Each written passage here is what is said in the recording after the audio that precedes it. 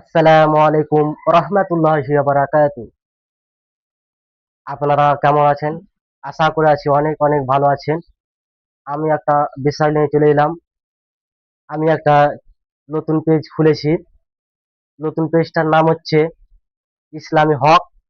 আমরা সেই পেজটাতে আপডেট করব ইসলামী গজাল, ইসলামী জালসা ইত্তেজিন, ইসলামী জিনিস আমরা ছাড়বো সেই পেজটাতে।